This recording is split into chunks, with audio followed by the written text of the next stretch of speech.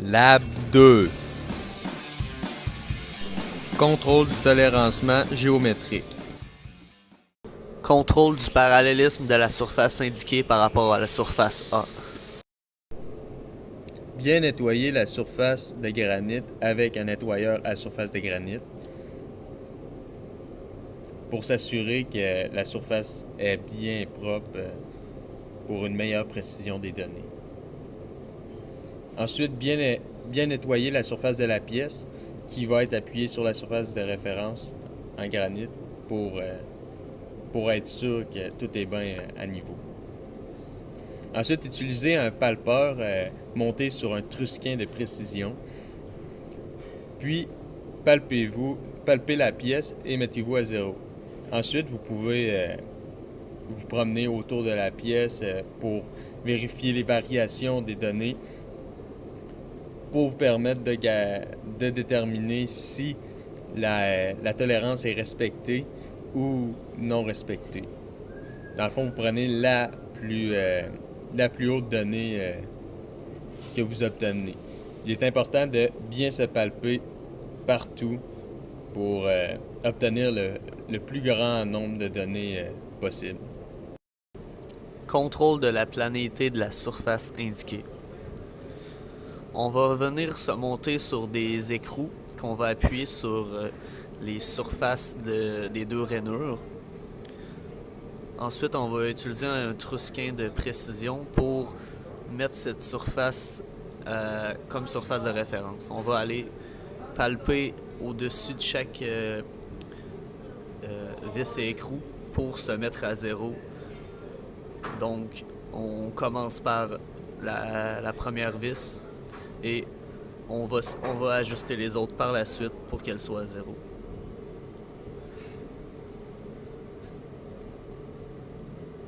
La manière la plus pratique de faire ça, comme montré dans la vidéo, c'est d'utiliser des écrous pour avoir une grande maniabilité pour ajuster la surface.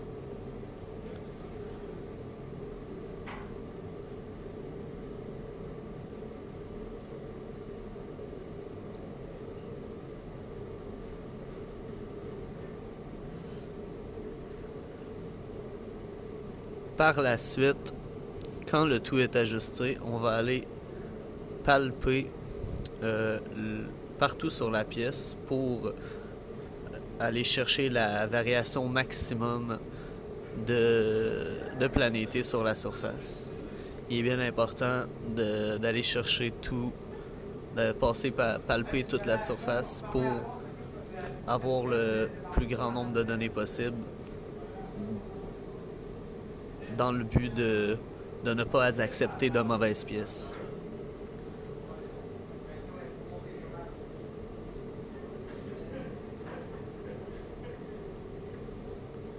La valeur maximum donnée sera donc comparée à la tolérance. Alors maintenant, nous allons contrôler la perpendicularité de la surface extérieure du bloc par rapport à la surface A. Pour ce faire, on va présenter la première méthode qui est avec une surface de granit et un palpeur positionné de côté. Cette technique est moins précise que la prochaine technique qu'on va montrer, mais elle permet vraiment d'aller rapidement plus vite.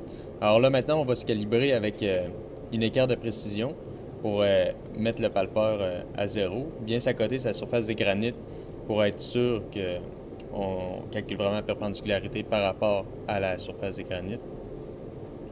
Alors, quand le palpeur est étalonné, on peut prendre la pièce. Là, on vient s'accoter. C'est sûr que c'est bien important de venir essuyer la surface sur laquelle on s'accote de la pièce pour être sûr d'être bien appuyé.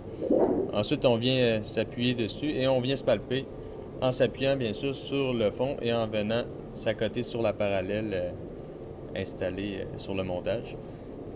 Et on palpe. Alors donc on palpe en haut. Et pourquoi c'est moins précis? C'est parce qu'on est à côté en bas avec la parallèle, pas dans le coin inférieur du bloc. On est un peu plus haut. Donc il y a des risques de refuser des bonnes pièces ou d'accepter des mauvaises.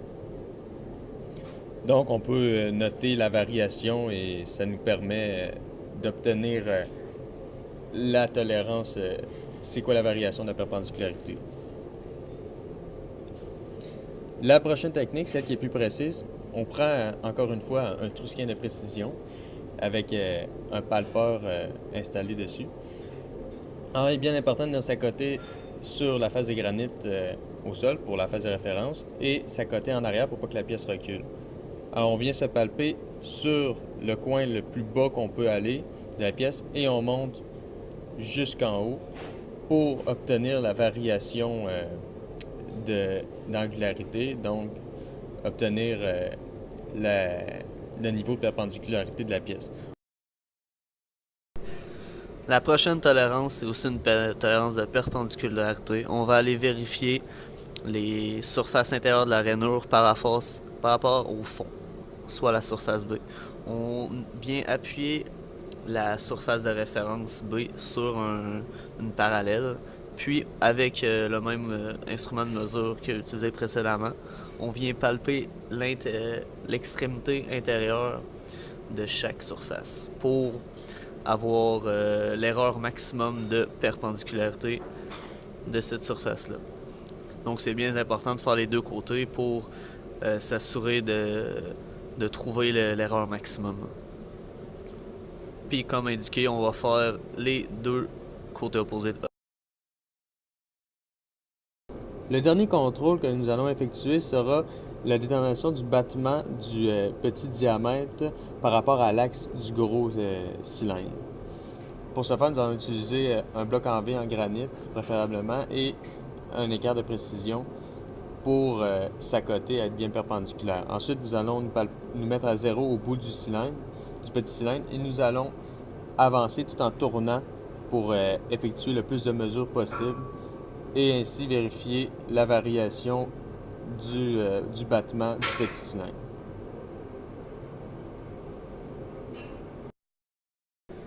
Nous espérons que cette vidéo a été utile et nous sommes heureux de faire affaire avec vous dans notre entreprise.